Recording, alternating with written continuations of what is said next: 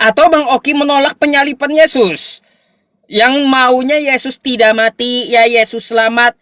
Kalau Yesus selamat, kata Yesus, dia pengikut Yesus. Kalau menginginkan Yesus mati di tiang salib, tuh pengikut iblis. Nih kata Yesus ya. Kan dari perbuatan maksiat dan menyekutukan Allah Subhanahu wa taala. Amin. Ya Rabbal alamin. Maka dari iblis inilah dia mempunyai pasukan-pasukan yang menggoda manusia yang kita kenal dengan syaitonnya, teman-teman semuanya. Jadi syaiton itu sifat. Syaiton ini diambil dari jin, bangsa jin yang jahat, untuk menggelincirkan manusia, melalaikan manusia. Jadi itu sekilas dari iblis ini dalam cerita agama Islam. Secara ringkas saya menceritakan paham tentang iblis kepada Bang Oki, gitu ya. Di dalam paham Islam. Mungkin ya nanti ada pertanyaan, insya Allah kita akan jawab tentang permasalahan iblis ini di dalam agama Islam beserta dengan dalil, dan juga kita akan mempertanyakan tentang masalah iblis ini kepada Bang Oki. Mungkin sekian dulu ya opening dari saya ya teman-teman, karena tidak boleh nyebrang. Mohon dibantu untuk dukungannya, tap-tap layar, di-share, dan saya juga akan ya melive-kan ini ke YouTube. Tapi di YouTube ini belum mulai. Nanti setelah saya opening ini saya akan langsung live-kan YouTube. Oke, kawan-kawan semuanya, jangan kendor untuk tap-tap layarnya. Jika belum absen silahkan diisi dulu love orange-nya. Dan teman-teman semuanya, jika ada target dari tok-toknya agar lebih direkomendasikan, mohon ya bantuannya untuk teman-teman juga untuk memenuhi targetnya. Jadi sekilas tentang masalah iblis di dalam agama Islam. Saya kembalikan ke Bang Oki. Terima kasih.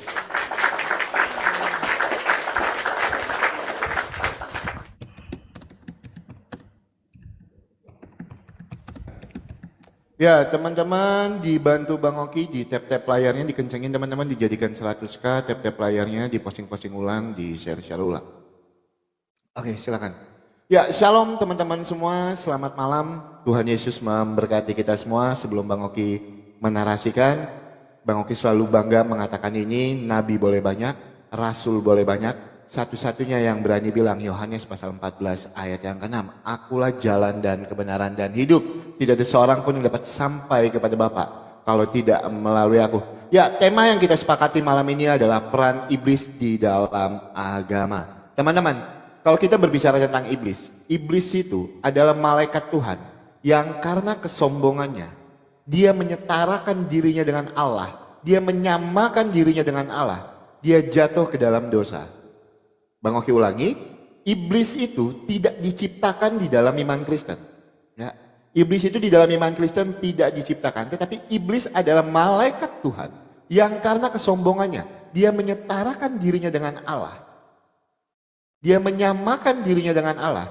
Dia jatuh ke dalam dosa, teman-teman. Maka kalau kita lihat ya, di dalam Yesaya 14 ayat 12 sampai dengan 15, iblis itu dilemparkan, dibuang dari sorga dengan malaikat yang mengikutinya.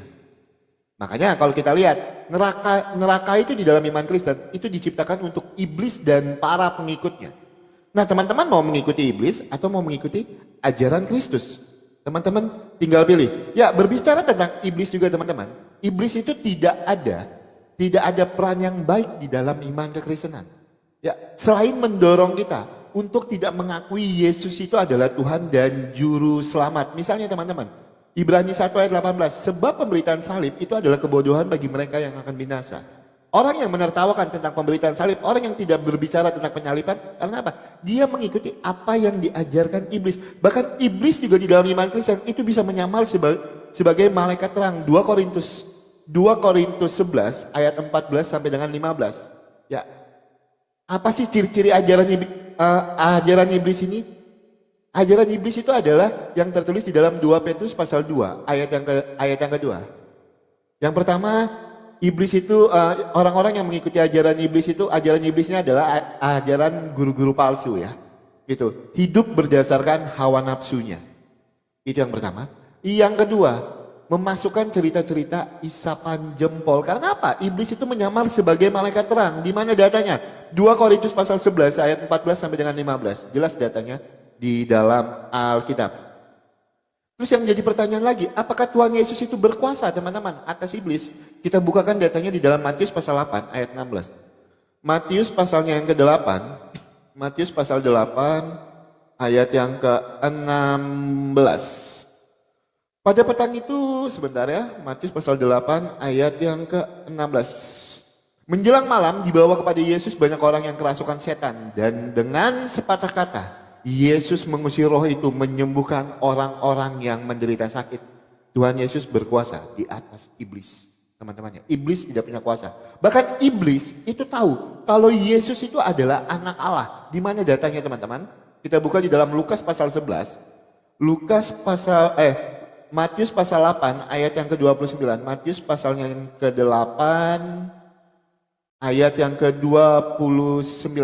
Dan mereka itu pun berteriak katanya, apa urusanmu dengan kami, hai anak Allah?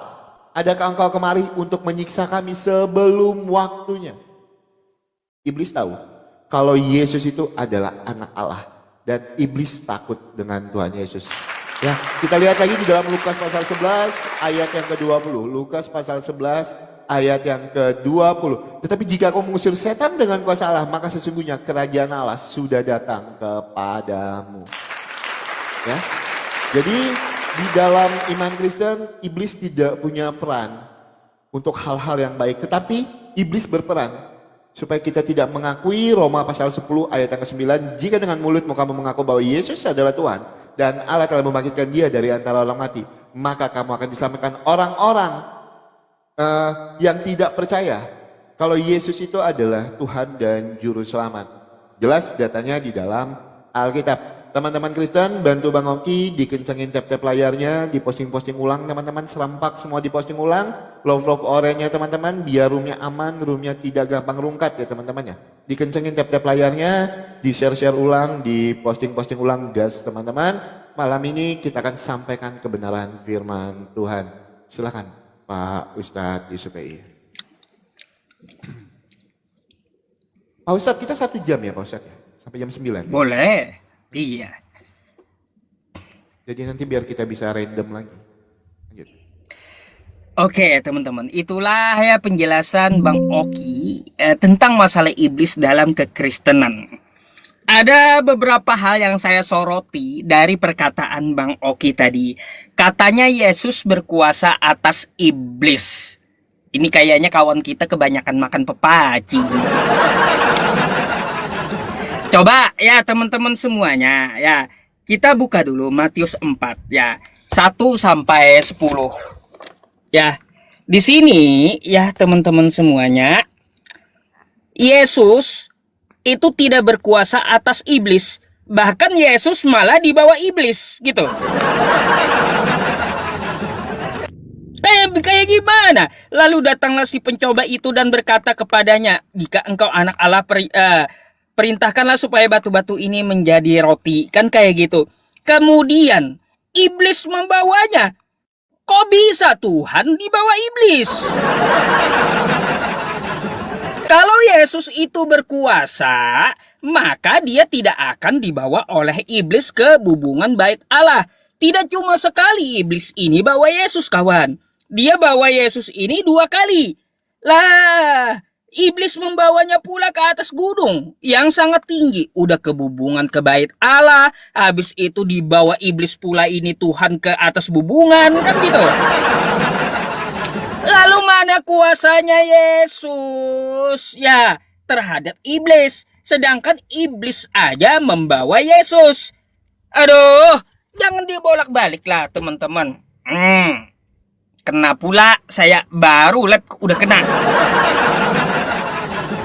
Bayangkan teman-teman, baru lab saya baru lab.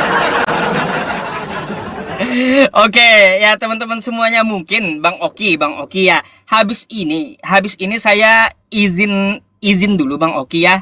Setelah kalau itu kita lanjutkan. Saya ganti akun. Pak Ustadz rungkat dulu, Pak Ustadz ganti akun baru kita lanjut lagi. Ya, rungkat dulu aja nggak Ya, apa-apa. Nanti saya kita ganti ulang akun. lagi. Nanti kita Baik. ulang lagi. Oke, siap. Oke, rungkat dulu aja, siap. Oke. Terus untuk masalah Yesus katanya tadi ya, baca ayat 11-nya. Bang Oki, di situ Yesus ditinggalkan oleh iblis karena Yesus kagak ada perlawanan. Gak ada perlawanan. Seharusnya kalau ada perlawanan, Yesus itu membinasakan iblis. Ini malah ditinggalin iblis. Kau udah kaosus 2 ronde sama aku. Ngapain ku lawan lagi? 2 rondenya, pertama ku bawa ke bubungan bait Allah, ku bawa ke bukit. Gak ada perlawanan. Ini Yesus Tuhan macam apa? Lebih baik ditinggalin iblis di situ. Bukan Yesus berkuasa, malah iblis menang itu 2-0 sampai ditinggalkan oleh iblis karena tidak ada perlawanan. Itu Bang Oki. Terus tadi katanya iblis itu malaikat dari ciptaan Tuhan. Malaikat kan ciptaan. Iblis itu kan malaikat jatuh. Ciptaan atau bukan itu iblis? Bingung saya. Katanya malaikat yang jatuh, malaikat ciptaan kata Bang Oki. Jadi iblis ini ciptaan atau bukan? Bingung saya, pelin-pelan jadinya ya. Coba jelaskan lagi. Oke teman-teman, sebentar ya, mantap. Ya terima kasih teman-teman semua, terima kasih banyak. Oke, kita langsung tanggapi ya teman-teman ya. Kata Pak Ustadz Yusuf PI di dalam Matius 4 ayat 10 ayat 1 sampai 11, di situ Tuhan Yesus kalah. Pak Ustadz, tunjukkan saya satu permintaan iblis di dalam Matius 4 ayat 1 sampai 11 itu yang diikuti Tuhan Yesus. Terus di ayat ke-11-nya ketika iblis meninggalkan dia, itu atas perintah siapa Pak Ustadz? Baca ayat 10-nya, enyahlah kau iblis. Siapa yang menyuruh pergi Pak Ustadz? Tuhan Yesus. Di mana? Tuhan Yesus kami kalah. Tuhan Yesus kami menang dalam pencobaan itu Pak Ustadz. Tuhan Yesus itu datang sebagai Adam yang terakhir karena Adam yang pertama kalah dalam pencobaan. Tetapi Tuhan Yesus tidak kalah dalam pencobaan itu Pak Ustadz. Yang mengusir iblis dari situ adalah Tuhan Yesus di ayat yang ke-10. Enyahlah kau iblis dari hadapanku. Maka iblis pergi. Ya, tidak ada satu permintaan iblis yang diikuti Tuhan Yesus. Makanya Tuhan Yesus menang dari pencobaan itu. Tuhan Yesus berkuasa atas iblis. Pak Ustadz, itu yang pertama. Yang kedua, ini saya memang harus, kita sama-sama tahu ya teman-temannya. Memang kadang Bang Oki itu harus ngomong pelan-pelan. Gini, Pak Ustadz, iblis itu awalnya adalah malaikat Tuhan yang jatuh ke dalam dosa karena kesombongannya. Dia menyetarakan dirinya dengan Allah. Ya. Maka di dalam kitab Yesaya itu dia dilemparkan dari surga.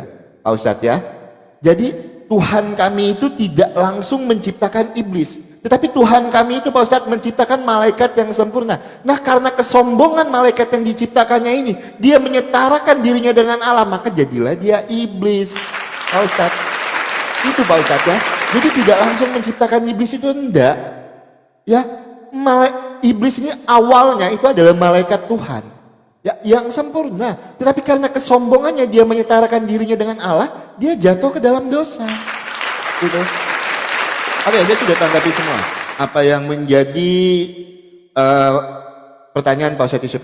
Pak Ustadz Yusuf tadi tidak mau jujur lagi teman-teman. Pak Ustadz, pertanyaan saya di dalam Al-Hijr 39 di situ adalah perkataan iblis Pak Ustadz.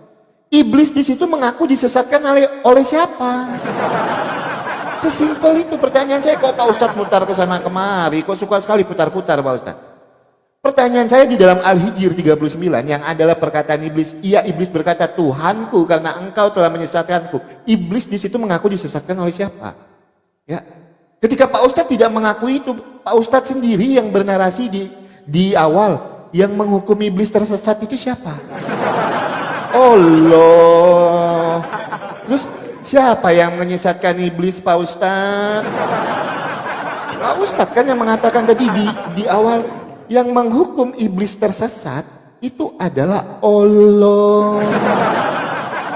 Itu makanya saya bertanya kepada Pak Ustadz di dalam Al-Hijr 39, iblis di situ mengaku disesatkan oleh siapa Pak Ustadz? Dijawab. Ya, yang jujur, jangan putar kiri, putar kanan, jangan sukanya putar-putar. Ya, itu yang pertama yang saya bertanya kepada Pak Ustadz. Oh ya, saya mau tanggapi lagi. Ketika Pak Ustadz tadi bilang tidak menyesatkan, An-Nahl 93. Dia menyesatkan siapa yang dia kehendaki. Seandainya Allah berkehendak, niscaya dia menyesatkan siapa yang dia kehendaki dan memberi petunjuk kepada siapa yang dia kehendaki berdasarkan kesiapannya untuk menerima petunjuk.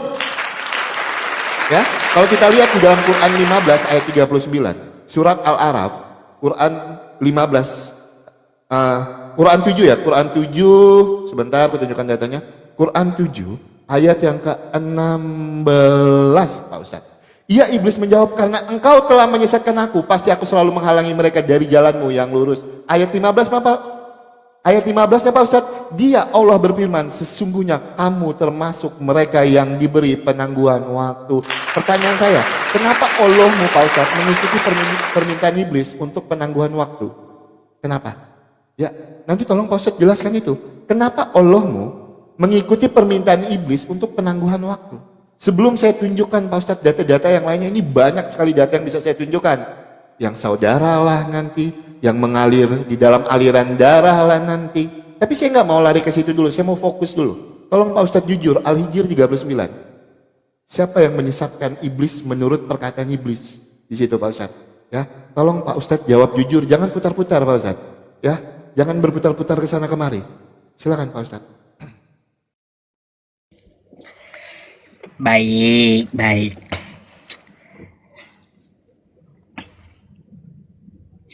Baik, ya pertama-tama An-Nahl 93 saya tanggapi dulu. Allah menyesatkan siapa yang dia kehendaki dan memberi petunjuk siapa yang dia kehendaki. Allah memberi petunjuk melalui utusannya Nabi Muhammad. Quran surah Al-Baqarah ayat 119. Wa ma arsalnaka illa bilhaq. Ya, tidak kami utus engkau ya Muhammad kecuali dengan kebenaran. Petunjuk itu diberikan kepada Rasulullah, kepada Nabi Muhammad. Lalu disampaikan oleh Nabi Muhammad. Ada juga ya ciptaan Tuhan yang menyesatkan, yaitu iblis. Jadi kalau kau tidak mau mengikuti Nabi Muhammad, bukan Allah yang menyesatkan kau, tapi atas kau kehendak sendiri. Contoh, Nabi Muhammad menyuruh menyembah Allah. Kau nggak mau. Kau maunya menyembah manusia. Jadi yang bikin kau tersesat itu bukan Allah, diri kau sendiri yang pengen mengikuti iblis menyembah manusia gitu. Nah, ya. Nah, itu maksudnya ya. Jadi kalau kau nggak mau ikut Nabi Muhammad, kau maunya nyembah manusia, itu kehendak kau ya mengikuti iblis. Maksudnya kayak gitu, bukan Allah yang menyesatkan secara langsung. Terus untuk masalah nih iblis tadi, yang kata Bang Oki jangan putar-putar, ini 2 kali ya saya udah jelaskan. Perkataan Agwaitani, Pak Bima Agwaitani ya dapat kita lihat nih ya tentang masalah sumpah dari iblis. Iblis menjawab, karena engkau telah menghukumku tersesat. Jadi di sini ya, ini adalah sebuah alasan iblis memakai nama Allah Bang Oki ya. Tuh kosakatanya. Nih ada juga iblis nih ya. Iblis menjawab, demi kekuasaanmu, kata iblis. Emangnya iblis bisa pakai kekuasaan Tuhan gitu? Gak bisa iblis pakai kekuasaan Tuhan. Ini alasan iblis ya mengatasnamakan Tuhan. Sama tadi ya, karena kau menghukumku tersesat, Allah dituduh oleh iblis. Bayangkan. Tuh ya di sini kalau kau katakan demi kekuasaanmu, berarti iblis bisa pakai kekuasaan Tuhan. Kagak lah. Itu maksudnya ya. Bukan Allah yang menyesatkan iblis, tetapi iblis menuduh Allah menyesatkan dia. Nah, kayak gitu maksudnya di ayat itu, Bang Oki. Terus kenapa iblis diberikan penangguhan? Itulah kehendak Allah dari irodahnya. Nih ya. Dari kauniyahnya, nih. Karena memang dia digariskan ya. Maka ya kehendak Allah, iradah Allah ya teman-teman subhanahu wa ta'ala ada 2. Iradah kauniyah dan iradah syar'iyah. Iradah kauniyah adalah kehendak yang diinginkan oleh Allah ya untuk terjadi di alam semesta. Namun tidak mesti hal tersebut disukai Allah. Itu udah janjinya ya. Nggak mungkin Tuhan itu menciptakan sia-sia ya. nggak mungkin gitu. Meskipun dia tidak menyukai makhluknya ini, ya tetap makhluknya itu tetap bisa meminta kepada dia. Itulah adilnya Tuhannya umat Islam. Ya, kayak gitu. Terus tadi, Bang Oki, tunjukkan katanya di Matius itu, Yesus kalah dengan iblis. Loh, Yesus dibawa iblis, bawa aja. Kalau Yesus ya menang dengan iblis, nggak mau Yesus itu dibawa iblis. Ini sampai di kayak gimana ya, musuh iblis bawa musuhnya. Mungkin di kepalanya tuh Yesus ya, rambutnya yang gondrong itu diangkatnya ke atas kayak gitu kan. Apa kayak gitu? Tuhan kalah sama iblis sampai dibawa. Itu aja bukti dia bisa dibawa, udah kalah sama iblis, bisa dibawa iblis. Kalau dia menang sama iblis, dia akan ngelawan. Nah gitu Bang Oki, ya jawaban saya. Tuh ada tuh 2 kali dia dibawa iblis, kalah 2 kali. Nggak akan bisa kalian sangkali di situ. Yesus kalah dengan iblis, ya. Karena apa? Karena iblis sempat membawa Tuhan Anda gitu. Terus saya mau bertanya Bang Oki. Nih yang disampaikan oleh Edis kita bahas lagi.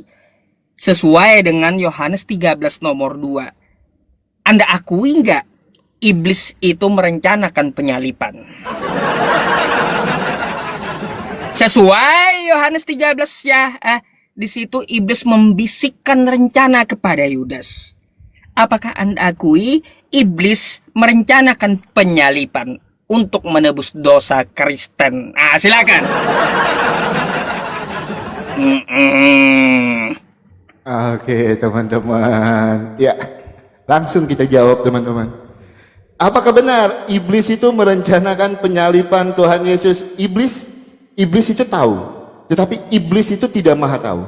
Ya, yang iblis tahu ketika dia menyalibkan Tuhan Yesus, dia kira dia bisa mengalahkan Tuhan Yesus seperti Adam yang pertama ketika dia kalah dalam pencobaan. Ya, iblis itu tahu Pak Ustadz, tetapi iblis itu tidak maha tahu. Ya, makanya ketika peristiwa penyalipan itu Pak Ustadz, iblis mengira ketika penyalipan Yesus itu iblis kalah.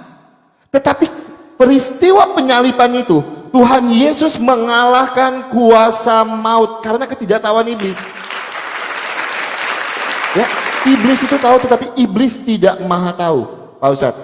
Ya, itu yang pertama. Saya sudah jawab pertanyaan Pak Ustadz. Yang kedua, di mana di dalam Matius 4 ayat 1 sampai 11 ya kan? Di situ Yesus itu berkuasa, Pak Ustadz. Ada nggak permintaan iblis yang diikuti Tuhan Yesus di situ, Pak Ustadz? Enggak ada, Pak Ustadz. Ya, tidak ada satupun. Makanya di ayat 10 Tuhan Yesus berkata apa, Pak Ustadz? Enyahlah kau iblis. Iblis disuruh enyah, Pak Ustadz. Makanya iblis meninggalkan dia. Tuhan Yesus menang dalam pencobaan itu. Seperti data yang saya bawakan Matius pasal 8 ayat 29. Bahkan iblis tahu Yesus itu adalah anak Allah. Iblis takut kepada Tuhan Yesus. Jelas Pak Ustadz datanya. Ya, saya sudah jawab semua pertanyaan Pak Ustadz Yusufei. Pak Ustadz, coba Pak Ustadz tunjukkan sama saya ya. Di dalam Al-Hijr 39, Pak Ustadz pertanyaan saya itu simple loh Pak Ustadz. Cuman butuh kejujuran. Ya. Al-Hijr 39, iya iblis berkata, Tuhanku karena engkau telah menyesatkanku. Menurut Al-Hijr 39 yang sama-sama kita sepakat adalah perkataan iblis. Ya, di situ iblis yang berkata Pak Ustadz. Iblis di situ mengaku disesatkan oleh siapa Pak Ustadz? Kok Pak Ustadz bilang iblis menuduh? Pak Ustadz sendiri di awal statement Pak Ustadz mengatakan yang menghukum iblis itu sesat siapa? Allah. Itu kan pertanyaan Pak Ustadz. Itu kan pertanyaan Pak Ustadz tadi.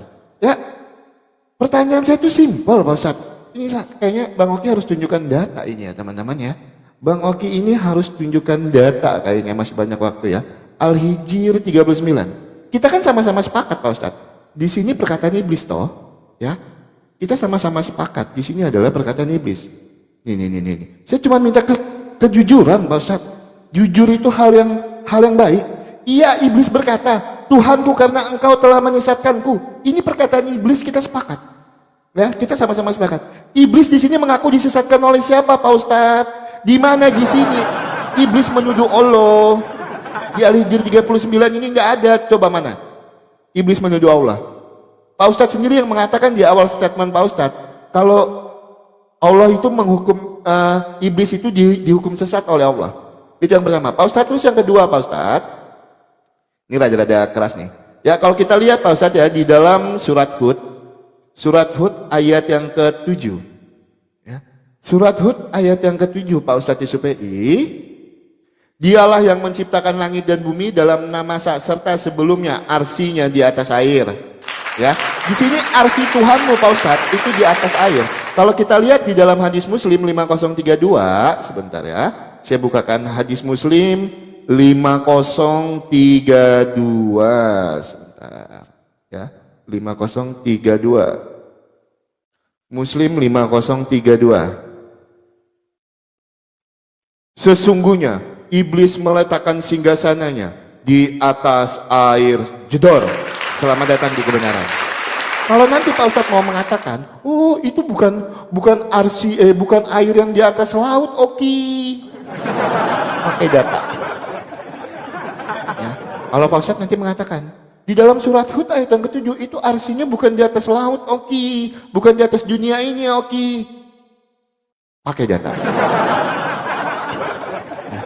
Tolong Pak Ustadz, jawab itu Pak Ustadz. Ya, jawab pakai data dan pakai dalil. Ingat Pak Ustadz, Al-Hijr 39 saya tidak akan beranjak dari pertanyaan itu. Tolong Pak Ustadz jujur. Ya, tolong Pak Ustadz jujur di situ. Menurut iblis di situ mengaku disesatkan oleh siapa Pak Ustadz? Karena Pak Ustadz sendiri yang mengatakan di awal statement Pak Ustadz, Allah menghukum iblis itu sesat. Ya, saya catat semua statement Pak Ustadz. Silakan Pak Ustadz Yusufei tolong jawab Pak Ustadz, silakan.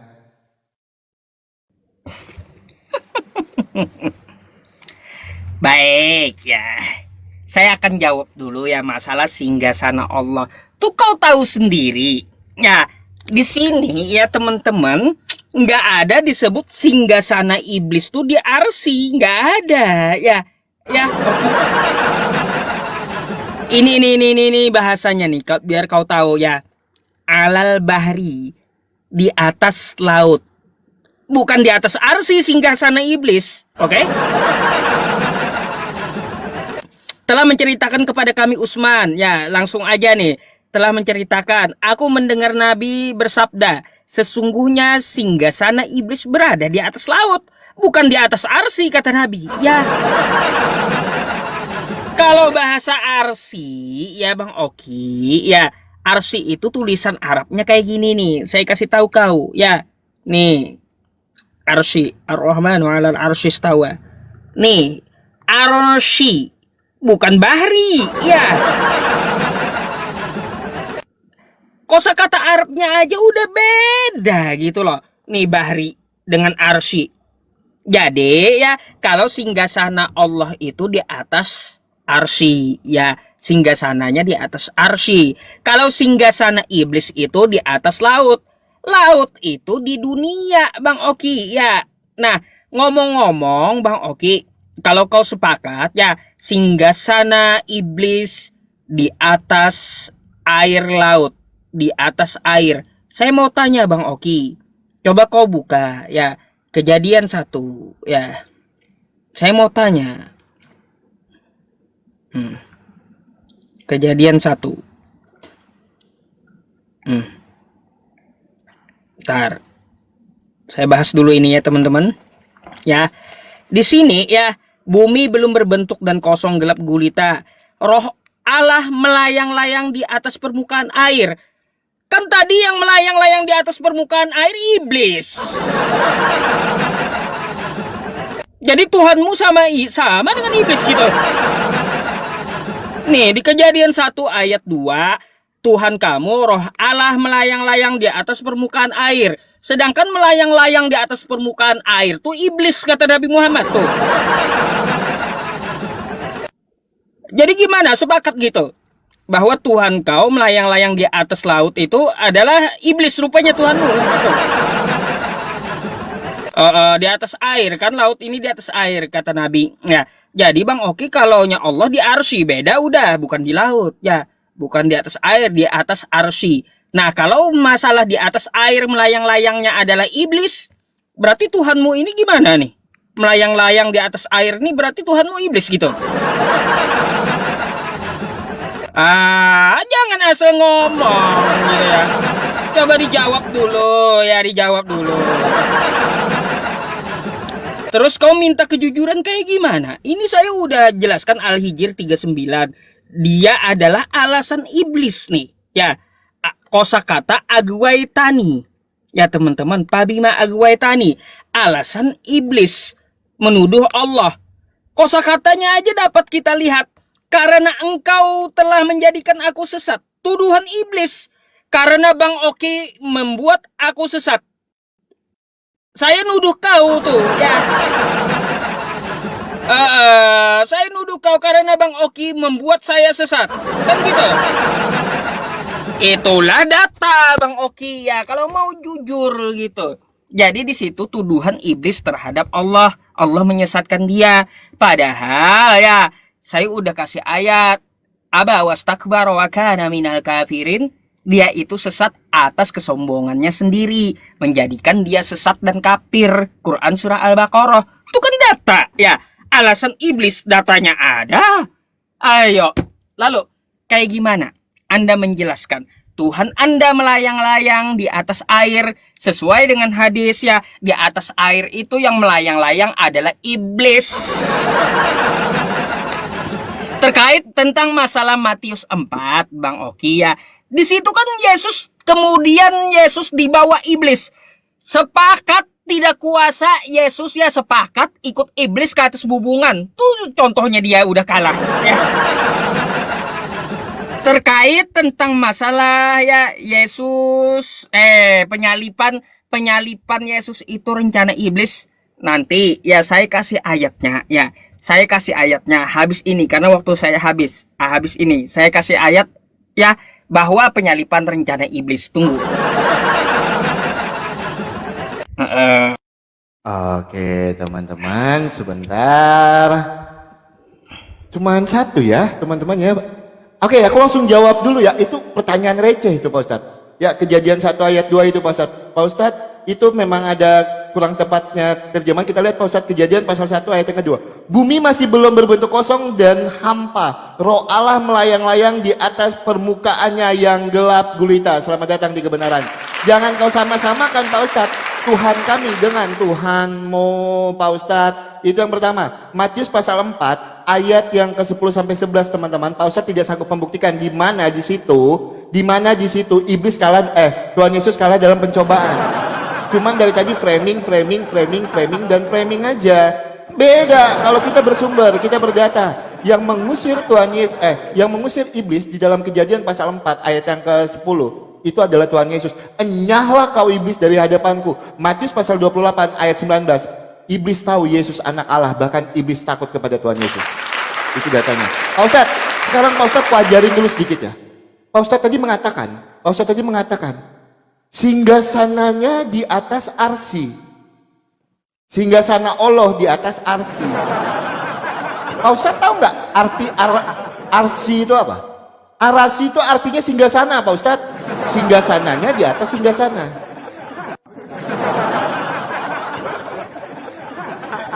Singgasana Allah di atas singgasana. Pak Ustadz sendiri yang mengatakan singgasana Allah itu di atas arasy.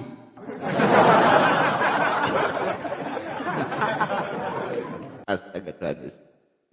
Memang kadang-kadang ya. Nih. Sungguh mana nih surat Hud? Sungguh kami benar telah mencipta, sebentar ya, surat Hud, surat ke-7 ayat 11 ya, sebentar, surat 11 ayat yang ke-7, teman-teman, sebentar. Dialah yang menciptakan langit dan bumi dalam 6 masa, serta sebelum itu arasinya. Pak Ustadz, arasi di sini bukan menuju kepada ini Pak Ustadz, arasi di sini singgasana.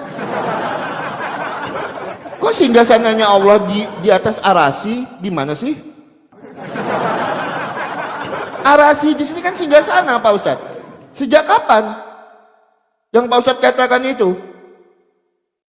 Sebelum itu singgasananya di atas air. Karena kalau kita lihat arti arasi di sini Pak Ustadz, itu singgasana. Pak Ustadz tadi bilang singgasananya di atas arasinya. Sejak kapan singgasana Allah di atas singgasana Pak Ustadz? Belajar lagi Pak Ustadz. Ya, makanya saya samakan dengan hadis Muslim 5032. Sesungguhnya iblis meletakkan singgasananya di atas air. Singgasananya kan di sini kan arasi juga Pak Ustadz. Sama toh, arasi di sini toh singgasana. Atau arasi di sini punya arti yang berbeda.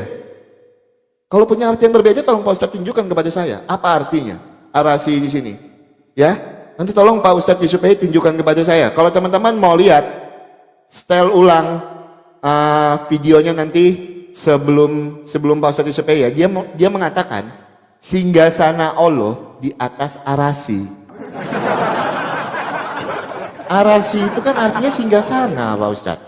Ya, arasi itu kan singgasana. Berarti ketika Pak Ustadz mengatakan singgasana Allah di atas arasi, singgasana Allah di atas singgasana, yang benar yang mana Pak Ustadz? Ya, tolong nanti Pak Ustadz tegaskan yang itu berkali-kali teman-teman. Kenapa ya susah sekali jujur ya Pak Ustadz ya? Gimana kita mau lanjut diskusi begini kalau kejujuran itu menjadi sesuatu yang mahal untuk Pak Ustadz Yusufi? Pertanyaan saya itu simpel dari awal Pak Ustadz. Kita sepakat Al-Hijr 39 itu perkataan iblis.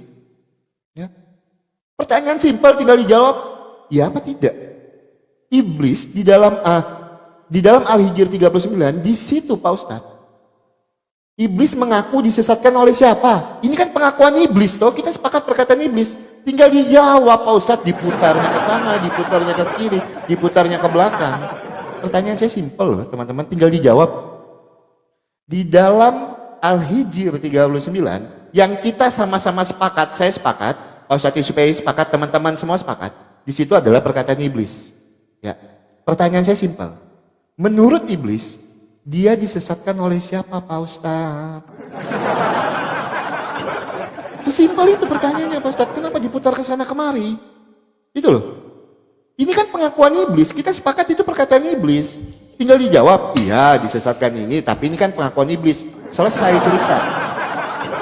Kok susah sekali jujur. Itu loh. Silakan Pak Ustadz. Oh ya. Berapa match lagi Pak Ustadz? Udah mau jam 9. 2 lagi lah. 2 kali. Berarti Pak Ustadz 1 kali, habis ini saya 10 menit ya, langsung ya?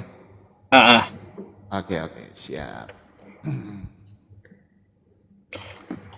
Teman-teman semuanya, dari tadi saya udah jawab gitu ya. Itu alasan iblis, tuduhan iblis. Kok muter-muter aja Bang Okinya di situ? Heran saya. Iya, udah dikasih datanya juga. Itu tuduhan iblis. Ya kan itu kan menurut iblis kata Bang Oki. Ya betul menurut iblis. Dia menuduh Allah menyesatkan dia. Karena Bang Oki menyesatkan saya, kan menurut saya tuduhan saya ke Bang Oki. Gitulah iblis. Itu udah mau jujur kayak gimana lagi? Itulah jawaban yang jujur dengan data ya tadi. Masa harus saya ulang berkali-kali gitu? Ayo, mau jujur kayak gimana? Selebihnya itu dari si jahat ya. Terus tadi ya teman-teman, Ar-Rahmanu 'alal 'arsy istawa. Singgasana ya, arsy itu singgasana. Betul, arsy itu singgasana. Allah itu ya dia itu istiwa di atas arsy. Di bawah arsy itu ada ilal ma, yaitu air. Kayak gimana sih?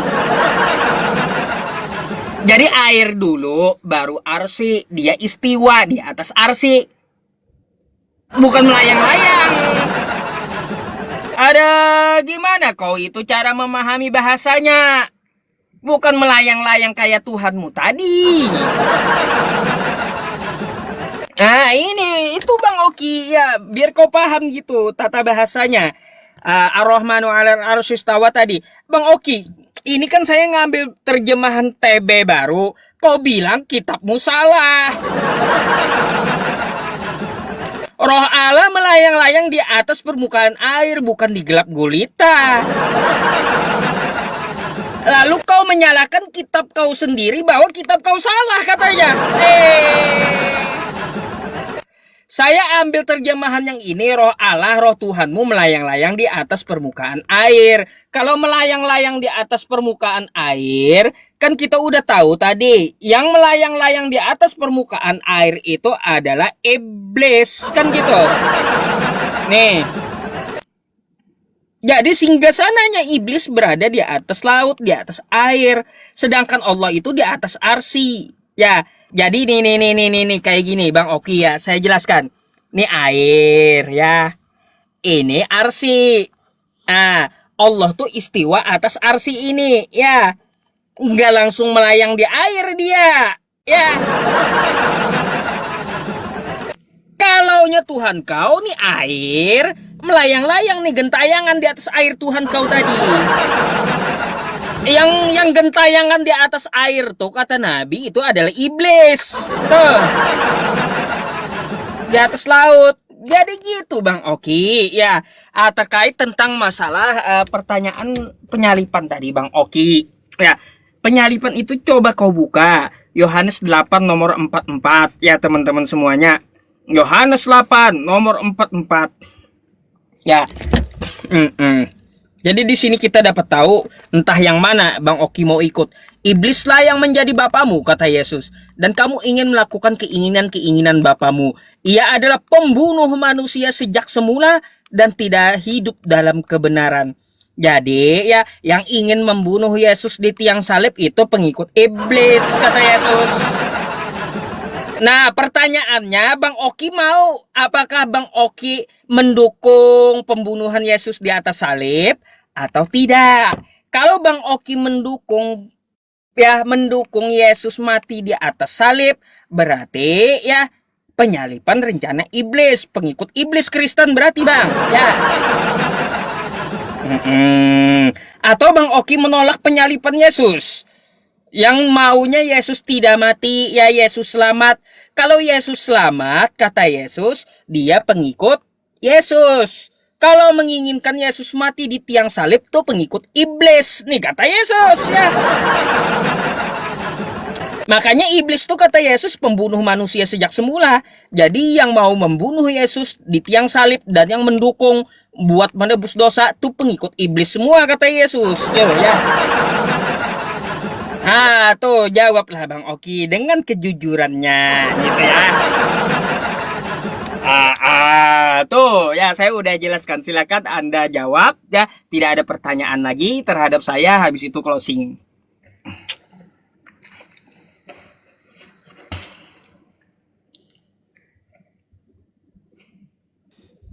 Ya teman-teman, kita langsung jawab ya teman-teman ya. Sorry 18 Maret. Loh, yang Pak Ustadz katakan itu betul. Yang orang-orang yang mengikuti pendusta itu mengikuti ajaran iblis. Bapakmu itu adalah iblis, betul. Makanya orang Kristen itu ya katakan ya, tidak katakan tidak. Selebihnya berasal daripada si jahat. Betul itu Pak Ustadz. Ya, orang Kristen tidak pernah diajarkan berbohong Pak Ustadz. Misalnya, kalau masalah ini kok boleh bohong, masalah ini kok boleh bohong, enggak boleh. Iya katakannya, tidak katakan tidak, selebihnya berasal daripada setan. Dari tadi saya sudah jawab kepada Pak Ustadz Yusuf. Iblis itu tahu tetapi iblis tidak maha tahu. Enggak, yang iblis tahu ketika dia merencanakan penyalipan Tuhan Yesus Pak Ustadz. Ya, ketika dia merencanakan penyalipan Tuhan Yesus kalah. Ya, seperti Adam yang pertama. Tapi Tuhan merubah kutuk itu menjadi berkat Pak Ustadz. Ya, Tuhan merubah kutuk itu menjadi berkat. Dengan penyalipan Yesus itu, kuasa maut dikalahkan. Ya, dari tadi kan saya sudah jawab sama Pak Ustadz Yusuf. Nah teman-teman, terus saya mau tanggapi analogi Pak Ustadz nih. Pak Ustadz, gini loh Pak Ustadz. Kalau Pak Ustadz bawa analogi, itu yang benar. Ya, Pak Ustadz beranalogi seperti ini. Menggambarkan seperti ini. Teman-teman, di dalam surat Hud, itu kan, ini kan laut nih teman-teman nih, ini kan air nih, ini kan air, ini arasi, ini kan singgasananya di atas air. Pak Ustadz, di dalam hadis Muslim 5032, ini air, singgasananya di sini. Ya sama Pak Ustadz, arasi di sini kan artinya singgasana. Ya sama, terus bedanya di mana? Makanya Pak Ustadz lihat di dalam hadis Muslim 5032. Di sini menggunakan kata arasi Pak Ustadz. Ya, di dalam surat Hud ayat yang ke-11. Surat ke-7 ayat ke-11 menggunakan arasi. Yang artinya juga singgasana. Di sini dia langsung menggunakan singgasana Pak Ustadz. Singgasananya di atas air. Bedanya di mana Pak Ustadz? Ucup PI. Ya, di mana bedanya Pak Ustadz? Terus juga Pak Ustadz di dalam hadis Tirmidzi 18. Abdullah bin meriwayatkan bahwa Rasulullah bersabda ini, janganlah kalian melakukan istinja dengan kotoran hewan. Dan jangan pula dengan tulang, karena sesungguhnya itu adalah makanan bagi saudara-saudara kalian dari golongan jin. Ternyata jin itu saudara, ya Pak Ustadz ya. Terus kalau kita lihat di dalam hadis Bukhari 1889, ternyata di sini setan menyertai, ini adalah sepa, sesungguhnya setan berjalan pada diri manusia lewat aliran darah. Ternyata di dalam aliran darah ada setan. Ya Pak Ustadz ya, di dalam iman Kristen tidak pernah dikatakan seperti itu. Ya teman-teman ya. Nah teman-teman, Pak Ustadz Yusuf PI mengatakan, kan saya sudah jujur dari tadi di situ tuduhan iblis. Ya disebutkan Pak Ustadz, siapa yang menyesatkan di dalam Al-Hijr 39? Disebutkan siapa namanya. Dari tadi Pak Ustadz tidak menyebutkan, cuman tuduhan, dan tuduhan. Pak Ustadz tidak menyebutkan sama sekali. Itu loh, tinggal disebutkan. Iya, menurut Al-Hijr 39 yang menyesatkan di situ ini. Karena Pak Ustadz sendiri mengakui, Pak Ustadz di awal statement Pak Ustadz Yusuf PI. Pak Ustadz Yusuf PI sudah mengakui. Yang menghukum iblis itu sesat kan Allah, kata Pak Ustadz. Ya, yang menghukum iblis itu sesat itu adalah Allah. Terus kenapa iblis dibilang menuduh di dalam Al-Hijr 39? Gimana itu nanti? Ya kan? Kan jadi bingung teman-teman.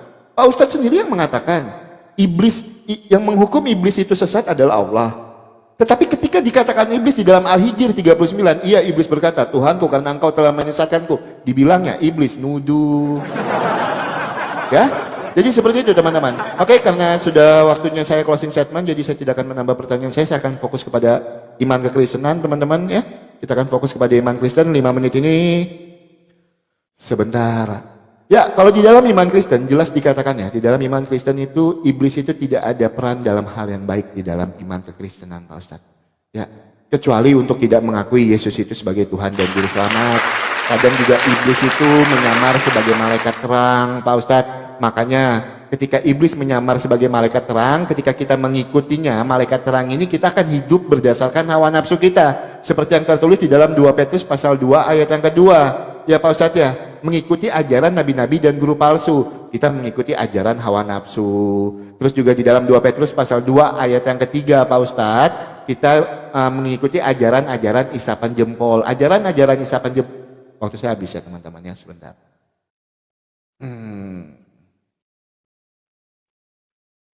Sebentar, silakan. Ya, ajaran-ajaran isapan jempol itu Pak Ustadz berarti adalah ajaran-ajaran yang tidak bisa dibuktikan melalui fakta sejarah yang ada. Itu adalah ajaran nabi-nabi dan guru palsu. Saya tidak mengatakan siapapun, tapi ini tertulis di dalam Alkitab. 2 Petrus pasal 2 ayat yang ketiga dan 2 Petrus pasal 2 ayat yang kedua. Karena apa? Iblis juga menyamar menjadi malaikat terang. Ya kan? Menjadi malaikat terang yang seolah-olah menyampaikan kebenaran. Padahal ajarannya adalah ajaran hawa nafsu. Ya kan? Padahal ajarannya memasukkan cerita-cerita isapan jempol ya teman-teman ya. Oke. Jadi dari diskusi malam ini teman-teman jelas ya di dalam iman Kristen walaupun banyak premingan Matius pasal 4 ayat 1 sampai 11 di situ Tuhan Yesus tidak kalah dalam pencobaan itu ya teman-teman ya. Tuhan Yesus tidak kalah dalam pencobaan itu. Makanya di ayat yang ke-10 Tuhan Yesus mengusir iblis. Enyahlah kau iblis dari hadapanku. Lalu iblis meninggalkan dia di ayat yang ke-11. Tandanya apa? Tuhan Yesus menang dalam pencobaan itu. Karena Tuhan Yesus datang ke dunia itu menjadi Adam yang terakhir. Karena Adam yang pertama itu kalah dalam pencobaan Pak Ustadz. Jelas dikatakan. Terus di dalam Matius pasal 28 ayat yang ke-9 yang saya katakan tadi. Matius 8 ayat yang ke-29. Matius 8 ayat yang ke-29 ya. Ini udah jelas sebenarnya kalau Tuhan Yesus itu berkuasa ya. Matius 8 ayat yang ke-29 saya harus tunjukkan datanya biar teman-teman tahu semua ya. Mereka berteriak kepadanya, apa urusanmu dengan kami, hai anak Allah? Sekarang eh, sekarang engkau belum berhak menyiksa kami. Iblis tahu Pak Ustadz, kalau Yesus itu adalah anak Allah. Makanya iblis takut kepada Tuhan Yesus. Lo gimana? Bisa di dalam Matius 4 ayat 1 sampai 11. Tuhan Yesus kalah?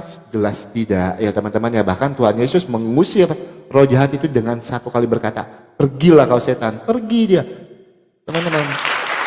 Dan di dalam iman Kristen tidak pernah dikatakan, teman-teman, di dalam iman Kristen kita ini bersaudara dengan iblis, tidak pernah dikatakan. Dan di dalam aliran darah Kristen itu tidak pernah ada iblis ya teman-teman ya. Jadi buat teman-teman semua, terima kasih yang sudah menyaksikan diskusi ini. Kepada Pak Ustadz Yusuf PI, mohon maaf kalau ada perkataan saya yang salah. Ini tidak lebih dari sekedar diskusi. Yang baik diambil, yang tidak baik ya jangan diambil ya. Tapi Bang Oki berusaha ketika berdiskusi menyampaikan data dan dalil, tidak modal asumsi. Buat teman-teman yang sudah support, terima kasih banyak. Ada Bang RK, ada Bang Kade, ada Kak Leni, teman-teman yang lain, terima kasih banyak. Tuhan Yesus memberkati kalian semua. Filipi pasal 2 ayat 10 sampai ke 11, supaya dalam nama Yesus bertekuk lutut segala yang ada di langit, segala yang ada di atas bumi, dan segala yang ada di bawah bumi. Dan segala lidah akan mengaku Yesus Kristus adalah Tuhan bagi kemuliaan Allah Bapa. Matius pasal 28 ayat yang ke-19, jadikanlah semua bangsa muridku dan baptislah mereka dalam nama Bapa, Putra dan Roh Kudus. Itu closing statement dari saya. Lebih dan kurangnya saya minta maaf buat teman-teman kekristenan. Terima kasih banyak. Tuhan Yesus memberkati kita semua. Mungkin habis ini kita buka komal ya. Habis ini kita buka komal. Buat teman-teman silahkan naik ke atas setelah ini. Masih ada 1 menit setengah guys. Oke lah, kita lanjutkan ya teman-teman ya. Jadi Bang Oki ulangi lagi. Kalau iblis itu di dalam iman Kristen, itu tidak diciptakan langsung iblis. Tuhan menciptakan iblis gitu enggak? Ya. Iblis itu adalah malaikat Tuhan yang karena kesombongannya dia menyetarakan dirinya dengan Allah. Makanya dia jatuh ke dalam dosa Pak Ustadz. Itu jadi iblis itu tidak menciptakan Tuhan. Terus di dalam Kejadian 1 ayat 1 sampai 2 di situ memang ada terjemahan yang kurang tepat. Makanya saya sudah tunjukkan kepada Pak Ustadz tadi, kita pakai terjemahan yang firman Allah yang hidup ya. Di situ saya sudah tunjukkan data dan dalilnya. Terus berbicara tentang berkuasa, kuasa Tuhan Yesus itu berkuasa di atas iblis. Iblis tahu kalau Yesus itu adalah anak Allah, bahkan iblis takut kepada Tuhan Yesus Pak Ustadz. Jelas datanya di dalam iman Kristen, iblis tidak punya peran baik di dalam iman kekristenan, kecuali supaya kita tidak mengakui Tuhan Yesus itu disalibkan. Itu adalah peran iblis. Ibrani pasal 1 ayat yang ke-18, sebab pemberitaan salib adalah kebodohan bagi mereka yang akan binasa, tetapi sesuatu kekuatan bagi mereka yang akan diselamatkan. Seperti itu teman-teman, sampai jumpa di diskusi-diskusi selanjutnya Pak Ustadz. Mungkin nanti ada tema-tema yang menarik bulan depan. Ya Pak Ustadz ya, kita boleh berdiskusi lagi. Teman-teman muslim, Bang Oki minta maaf kalau ada narasi Bang Oki yang menyakiti hati kalian. Ini cuma sekedar diskusi. Silakan Pak Ustadz Yusuf PI, closing statement.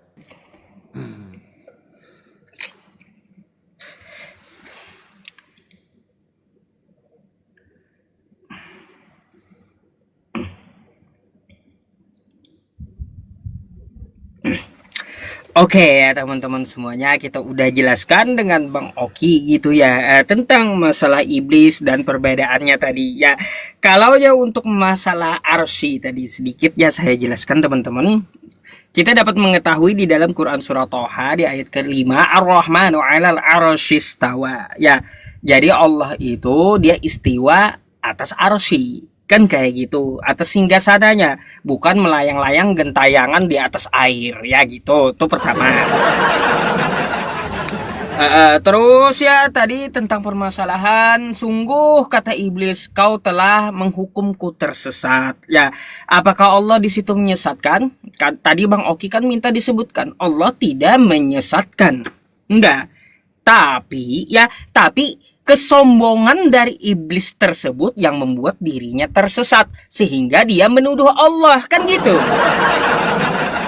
Nah, tuh udah berapa kali udah saya sampaikan tadi, udah saya jawab secara ringkas, terus telak gitu.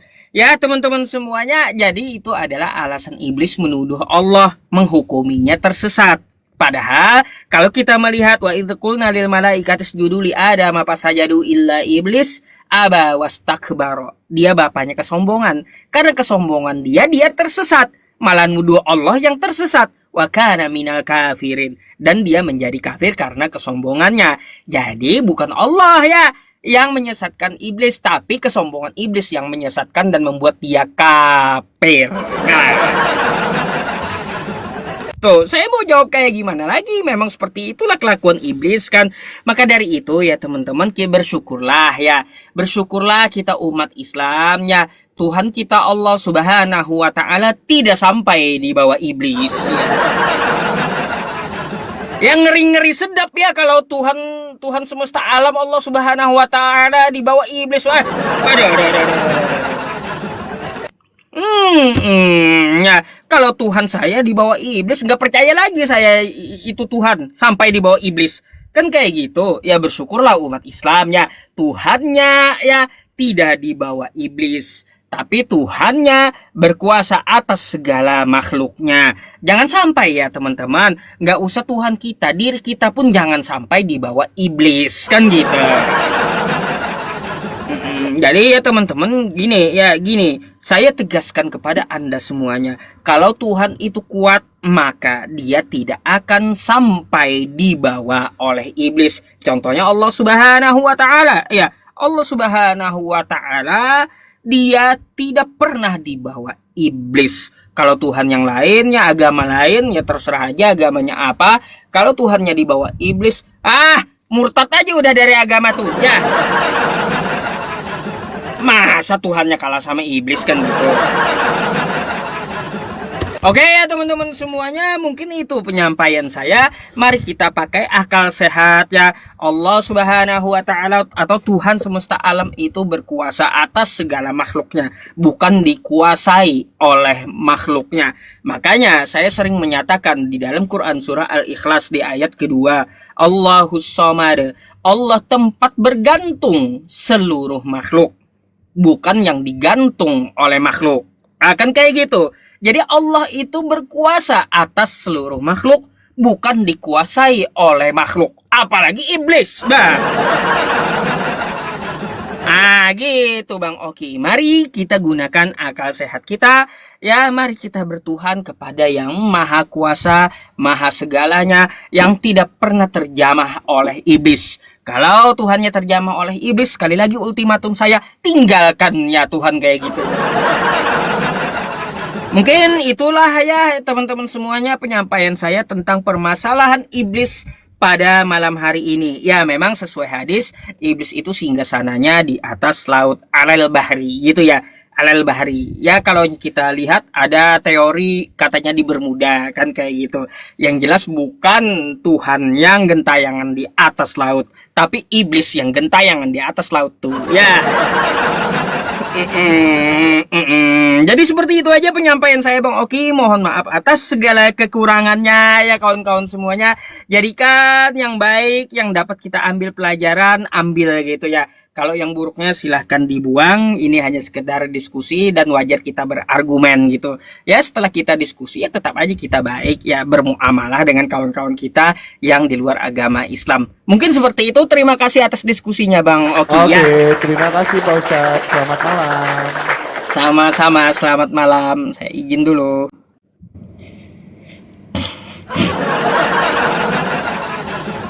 Pedas.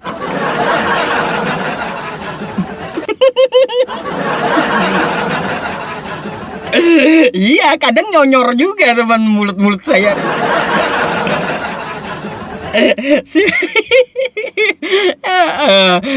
Padahal tadi jika waktunya masih banyak ya teman-teman, waktunya masih banyak, saya mau bahas tuh ya setan di dalam aliran darah. Ya contohnya kan juga ada di kawan kita Kristen. Kristen kan makan babi, ya babi itu dimasuki setan. Makanya kalau makan daging babi, kalian di dalam darah tuh dimasuki setan kan? Cuma waktunya habis teman-teman, nggak sempat lah situ. Iya, di dalam babi itu ada setan. Ya, kalau babinya kalian makan jadi darah daging di tubuh kalian, makanya kata hadis Nabi kami, ya, setan tuh di dalam darah. Contohnya kalian makan daging babi yang di dalam babi itu ada setan, kan gitu. Ya. Itu contohnya. Buktinya apa? Itulah ada di kitab kalian membuktikan hadis itu benar. Setan itu di dalam darah. Sebagaimana kalian makan daging babi, babi itu ada setan dalamnya. Itu menurut kitab Kristen. Jadi dia darah mengalir dia di tubuh setannya, kan kayak gitu. Cuma nggak sempat teman-teman. Sayang kali itu. Padahal saya mau bahas itu tadi. Itu buat senjata lagi Pak Ustadz ya nanti. RK ini ada nih, ada WA saya. Debat kita katanya besok. Penasaran juga sih RK.